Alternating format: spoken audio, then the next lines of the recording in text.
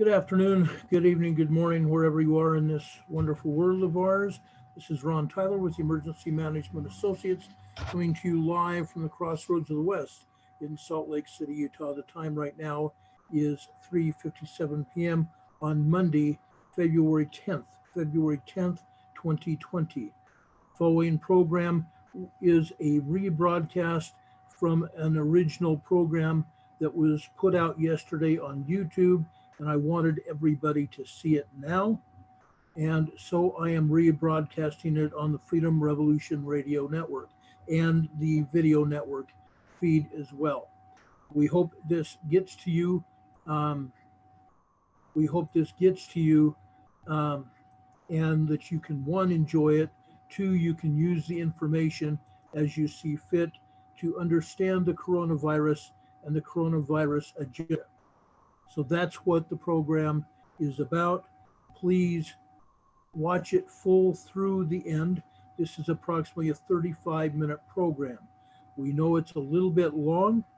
We know also that a lot of people aren't going to be able to see it at this point in time, but when you do see it, please make sure you see it through the end. Again, this was put together Saturday into yesterday, broadcast on the Emergency Management Associates YouTube program last night. It was also put onto Facebook, onto my personal Facebook page, and onto the Emergency Management Associates Facebook page as well. It will also be put on the Emergency Management Associates website as soon as this program finishes.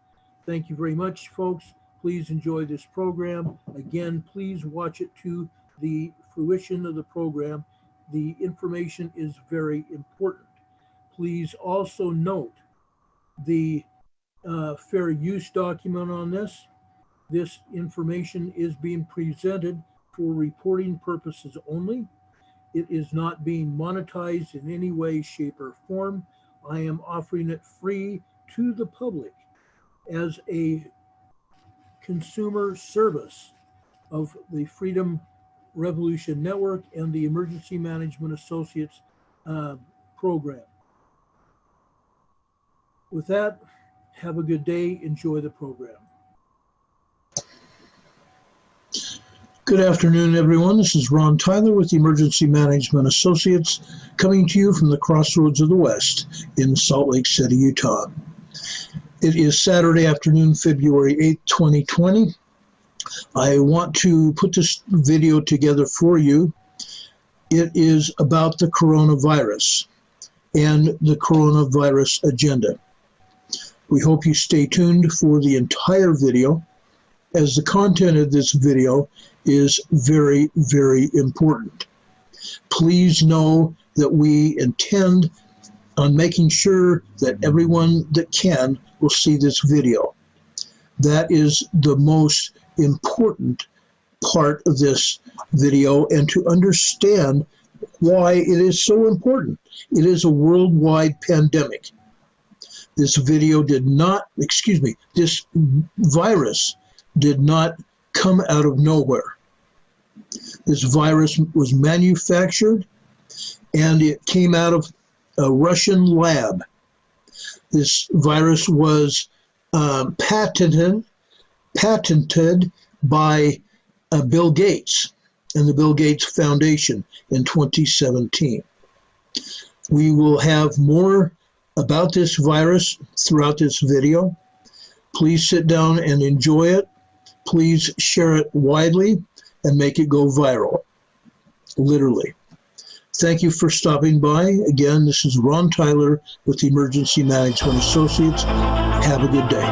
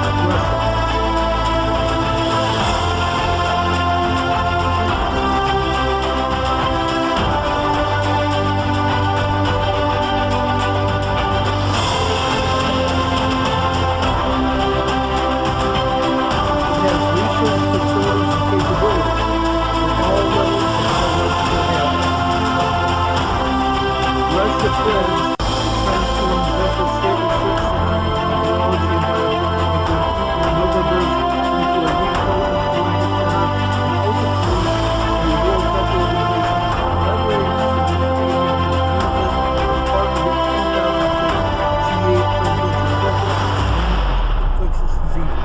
Becker is formally applied to become a governor of Philadelphia secretary, the president of Philly,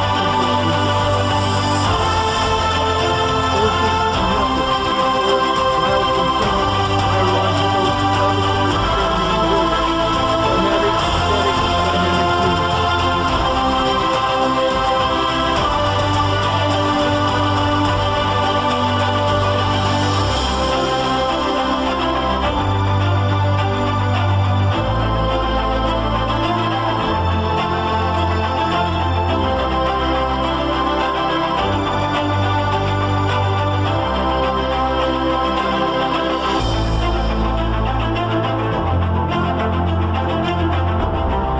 Social Team. Becker is actively developing its diagnostic surveillance capacity anytime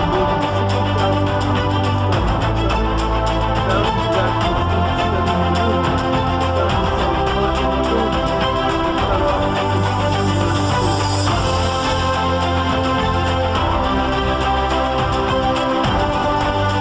maritime specialist himself and sources and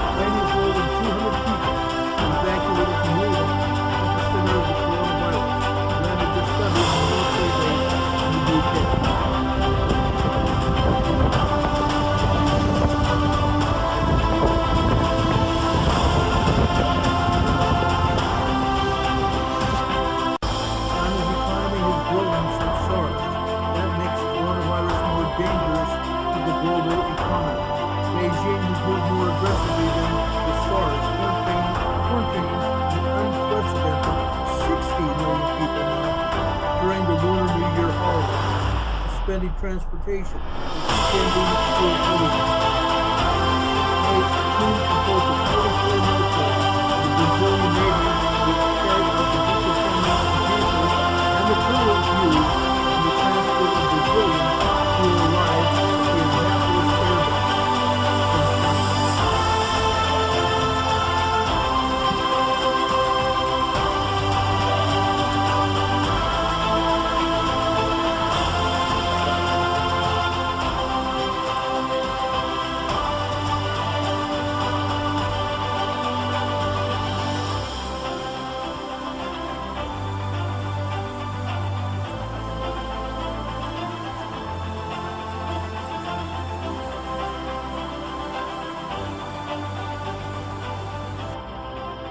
Confirmed transmission routes of the new coronavirus include direct transmission, transmission by contact, and aerosol transmission, the Shanghai officials said Saturday.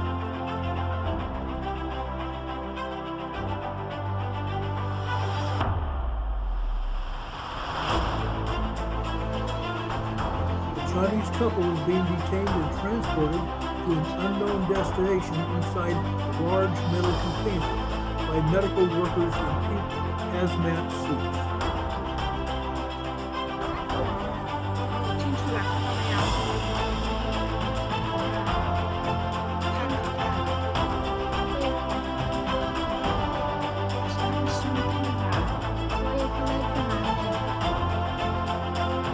We're being lied to about the real numbers of infections and deaths.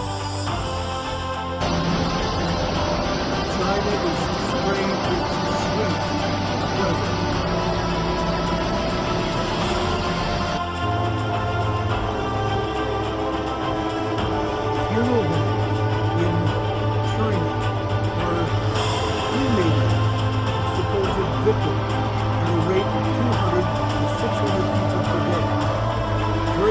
in China have been seen on satellite with SO2 emissions from the cremation. Data shows a massive release of sulfur dioxide from the outskirts of Wuhan, commonly associated with burning of organic matter. Levels are elevated even compared with the rest of China. First coronavirus in Poland.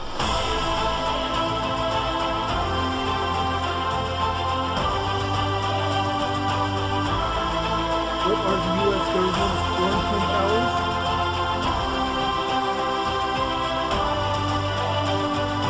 Those powers are spelled out in the Commerce Clause of the U.S. Constitution, titled Regulations to Control Communicable Disease, and the power to the Surgeon General to take care of whatever actions are necessary to stop the spread of communicable diseases from foreign countries into the U.S.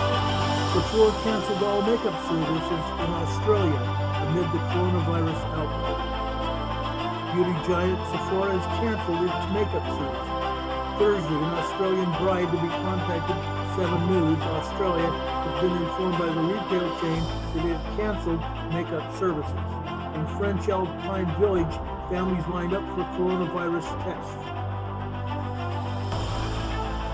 Residents, a few wearing face masks, lined up at a French Alpine Village on Sunday to get tested for the new coronavirus as authorities sought to contain the spread after 5 Britons contracted the illness. What if the infections dramatically increase? What power does the government have to impose quarantines or other restrictions to limit the spread? The answer, which should come, is no surprise. Its powers are spelled out in the Commerce Clause, as we told you just a minute ago.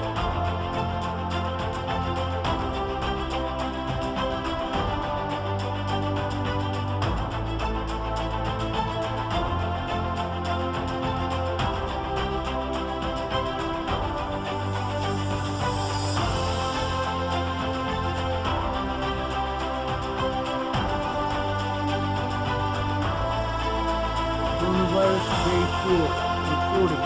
February 8th, White House to investigate whether 2019 coronavirus was bioengineered. China to round up all suspected coronavirus patients. More than 4,000 passengers fled a Royal Caribbean liner in Bayonne, New Jersey on Friday after their Caribbean cruise docked there. Medics not wearing any masks, while 23 others were screened by the CDC. Wuhan facing wartime conditions as the global coronavirus deaths reach now over 900 as of today. Citizen journalist covering virus outbreak from Wuhan is now missed, according to Bloomberg News. China orders Wuhan to round up all suspected coronavirus patients, put them in quarantine camps as Beijing warns officials. Chinese Communist Party faces recriminations over the virus. AP News. White House has asked scientists to investigate 2019 coronavirus, but it was bioengineered, according to Zero Hedge. Escape from Wuhan. Pocatello, Idaho native survives being the epicenter of deadly coronavirus outbreak on a ship outside of Japan. But even the most experienced world travelers getting out of the epicenter of the deadly corona outbreak, a feat that required an incredible, trusting taxi driver navigating military roadblocks and 17 continuous hours aboard a cargo plane with a harrowing experience. Case will remain at Traverse Air Force Base in the United States under quarantine for a minimum of 2 weeks, with the additional quarantine time possible should he start to display any symptoms of the virus. Case says he doesn't think he contracted the virus and never felt ill during his entire time in Wuhan. Despite everything going on right now in Wuhan, China, he intends to return to the city once the lockdown is lifted and the coronavirus outbreak is contained. Quote, I'm hoping to get back in March sometime. I'm hoping they'll have it all under control by then.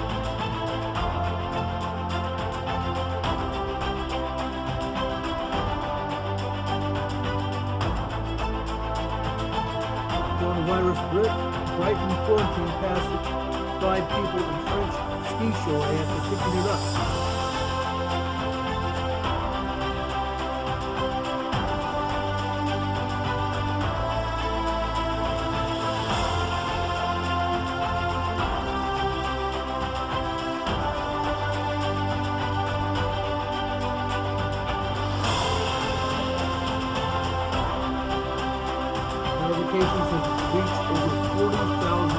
according to Chinese figures. We believe it, hundreds of thousands.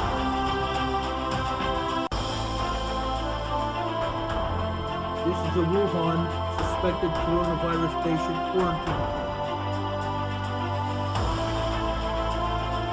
For more on the virus, go to this website or this telephone number, 833-784.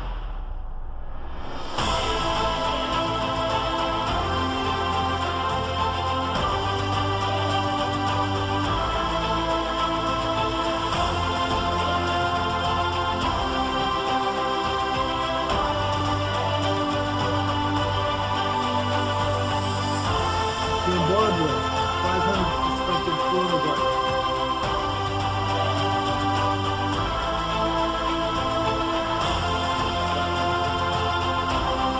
We have 506 people in surveillance. These people are came from affected countries, but there are no confirmed infections. We've opened a public emergency center hospital in any case of any outbreak.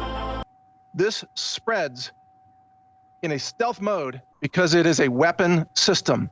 And any media organization, any scientist, any government official, and especially the lying WHO that tells you that this was a natural accident, a permutation in the wild, they are a malicious liar, and they don't care how many people die from their disinformation. We want you to be prepared. We want you to know this is a weapon system.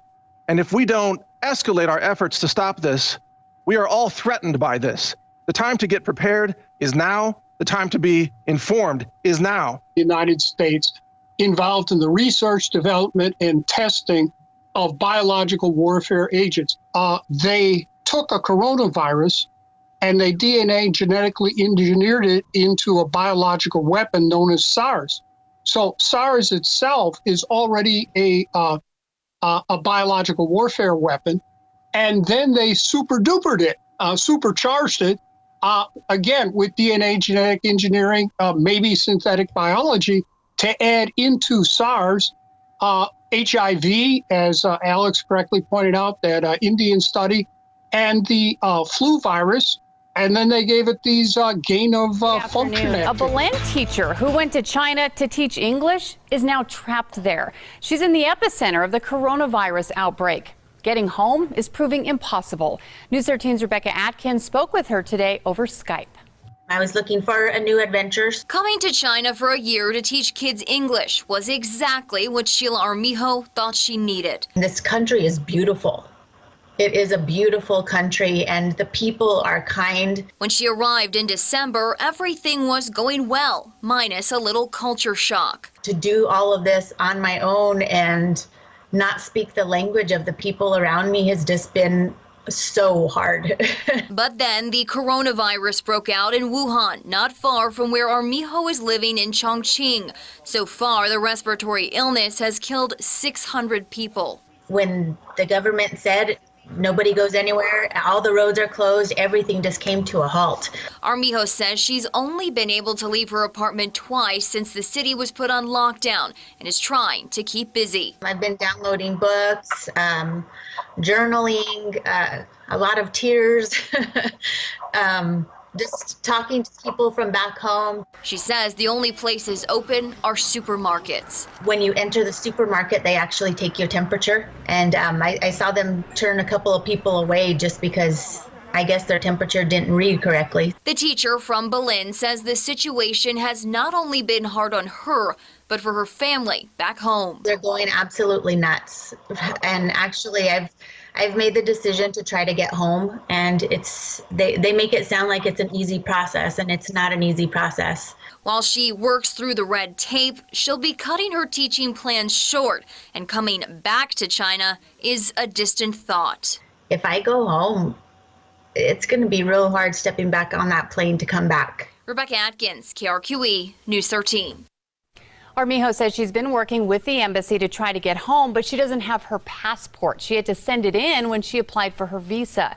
She now plans to reach out to our congressional delegation for help. Now, another challenge is booking a flight.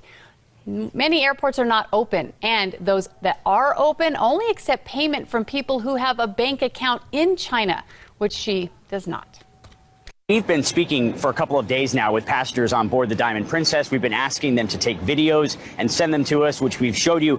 And once the news broke that the number of cases tripled overnight from 20 to 61, well, the whole mood changed. People are very concerned, saying that this ship behind them, which now has the highest concentration of coronavirus patients anywhere in the world outside of mainland China, is starting to feel like a floating prison. Another day on the Diamond Princess under quarantine. Looks like they're unloading additional passengers. Another day confined to their cabins, counting the ambulances, counting the number of coronavirus patients as it doubles, then more than quadruples. We were looking at our balcony, and there are indeed more ambulances lining up like they were yesterday. Americans Kent and Rebecca Frazier never thought they would be on one of those ambulances until a Japanese nurse knocked on the door. We need you to get ready. We don't know how long you have to stay in the hostel. Pack the luggage, go to the bathroom, and then stay in the room. Rebecca's throat swab came back positive for coronavirus. I don't really have any symptoms, other than a cough. The news is a shock to their family and friends in Oregon. What's the hardest part? I'd say the unknown. Like, I don't know what's going to happen an hour from now, tomorrow. Like, for all we know, we could stay quarantined on the ship for a month. Passengers say they can only go outside in small groups under close supervision for less than 1 hour a day. For them, this luxury liner is starting to feel like a floating prison. We're in a contaminated prison, possibly. Florida passengers Gay and Philip Corder are among the lucky few with a balcony. Many of the 2,600 plus passengers are in cramped cabins, no windows, breathing air circulated throughout the ship. This is not a safe environment, and we don't think anybody, let alone the Japanese government, wants to be responsible for making a bad decision about quarantining us in an unsafe place. The Corders are in their mid-70s. They know the vast majority of coronavirus deaths are people older than 60. And she says the Diamond Princess is packed with retirees. We want off this ship, and we want to go in health and not in dire medical circumstances. She even has private insurance that covers crisis extraction. But the Japanese government says they can only be extracted after the 14-day quarantine period. And no word on whether the 14 days begins from the first reported case on February 1st or the latest. They hope the U.S. government will do something to intervene. And what are you right? Ready to go? Yeah. All right. Well, today we're here to both announce the numbers to date of people who have been screened and the outcomes of the screenings that have occurred for coronavirus, novel coronavirus here in New South Wales, but also to hear about some exciting news from Professor Dwyer, who will talk to us, and I'll address that in a moment. But first of all, can I just indicate that the number of people screened from the airport since the 2nd of February, 14,500 people have been screened. Of those numbers, 57 people had symptoms that needed further testing, but I'm very pleased to say every single person has shown negative result. We also have had, of course, the 4 confirmed cases. They were much earlier in the piece, and of those, 3 people have gone home and 1 remains in Westmead Hospital. Now, that particular person has had some very positive scientific results of the way he is coping with the virus. Professor Dwyer will tell us in more detail, but I'd just like to indicate that out of every negative comes a major positive, and this particular patient has shown a propensity to have the virus much longer than the other 3 people, and as a result, our public health pathology unit that Professor Dwyer represents has been able to isolate the virus and to actually do some further studies which have looked at the variants. And I understand there have been up to about 8 separate variants that have been looked at, 2 full genome sequencing, and that's an incredible outcome for us in terms of being able to help the World Health Organization come to grips with how this particular virus can vary, particularly as it's a very, very new virus. And I think before we ask Professor Dwyer to actually say a few words, I'll ask our Chief Health Officer, Dr. Chant, to say a few words, and then we'll ask Professor Dwyer to give us the expert views on these matters. Chant. Thanks, Minister. I'd just like to acknowledge the community's response to date. Very much appreciate that the testing numbers have continued to climb, reflecting the fact that people are hearing the message around coming forward for testing, because whilst we're in this phase of containment, we are attempting to find any cases in the community so we can put that public health action around them. So thank you. I would also urge those returning travellers from mainland China to ensure that you're complying with the self-isolation procedures, and to also be aware of the information on our website. It was scary actually. Towards the end of the flight, they called my number and told me to go to the front of the plane, and I got there and they said it's because your temperature was a little higher, so we just want to make sure that you're okay.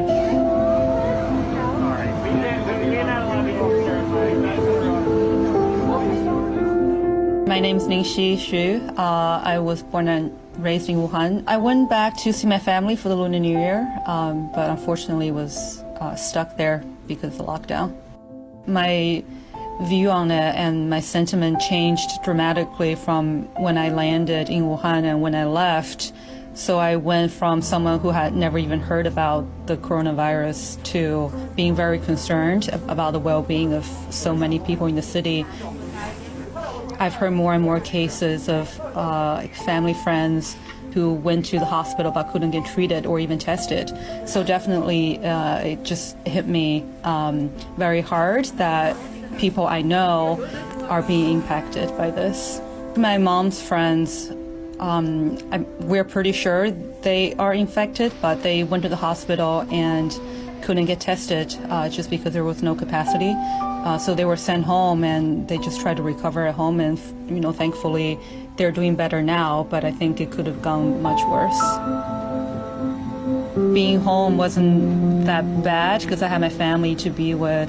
It's a little scary looking outside, like down on the street, because we live in a neighborhood that's usually pretty busy with people. But I was with my family and we were all in good spirits. The U.S. was evacuating the consular staff in Wuhan, and I reached out to them to ask if there would be additional flights to evacuate private citizens. So I arrived at the airport before 5 p.m. on Tuesday, and we didn't take off until I think maybe 8:20 the next morning. So we stayed up all night waiting to check in and go through a series of health and immigration and security checks. I'm sorry, 15 minutes from landing in Travis Air Force Base. I wasn't told that I could get on the flight the day before, so I figured worst case I could always just decline to go if should something happen to my family. But thankfully they're doing okay. Just called them today and I think they're relieved that I'm here. As bad and unfortunate it is, I think it's important that we just see it as a health crisis and not automatically think anyone who's been there is somehow diseased. And I do think that people in Wuhan need a lot of help right now. In China, there's an outpouring of grief and anger. People are mourning the doctor who died yesterday after putting out an early warning about the coronavirus outbreak. Dr. Li Wenliang contracted the virus last month, and back in December, he noticed a number of patients with symptoms resembling SARS. That's when he tried to warn people on social media to take protective measures. Dr. Li was detained and accused of making false comments and spreading rumors. Chinese social media users have posted demands the government apologize to Dr. Li using the hashtag #WeWantFreedomOfSpeech. Many of those comments have now been censored. The Chinese government has offered condolences to Li's family, but no apology. I want to talk more about the reaction to Dr. Li's death. Lynette Ong has studied Chinese politics for 20 years. She's a political science professor at the University of Toronto and is with its Munk School of Global Affairs and Public Policy. So what do you make, Lynette, of the reaction in China to Dr. Li's death? I think this is a historical moment. I have not seen public outrage on the Chinese internet at this scale before. Couple of things. It seems that the central government, unlike on previous occasions, is allowing more venting of public anger. And this could be a strategy of allowing the citizens to vent their anger against local government. So the local government might become the scapegoat of this incident. But really the root cause of the cover-up is really more institutional. The problem lies with the system and also lies with the central government. But it seems that the strategy is to allow the citizens to blame the local government for this behavior. So that's quite a statement that you're making, Lynette, that you have never seen public anger on the internet as much as you have seen reacting to this doctor's death? Right. I have seen public outrage and public anger on a number of occasions, but nothing of this scale. Yeah. There have been some train crash, chemical plant explosions a couple of years ago. So we have seen public outrage, but not of this scale, because as you could imagine, this virus affects everybody. And everyone is self-quarantined or cooped up at home. They've got nothing to do but, glued to the cell phone and to the internet. So tell me why you think it is. What is it about this doctor's death, what he did, trying to warn people earlier on, that has galvanized people and made people so outraged? Right. So, people have called him a whistleblower, but, strictly speaking, he wasn't really a whistleblower. What he did was, in Wuhan, totally, it's the 49. The 24 hours work, they burn the dead body. Every day is 1,200. They work more than 17 days.